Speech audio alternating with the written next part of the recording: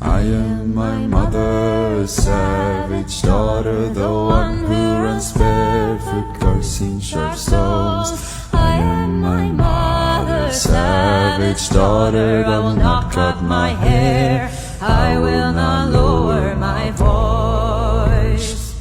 My mother's child is a savage, she looks for her romance in the colors of stones, in the faces of cats, in the falling of feathers, in the dancing of fire, in the curve of old bones. I am my mother's savage daughter, the one who runs barefoot, cursing sharp stones. I am my mother's savage daughter, I will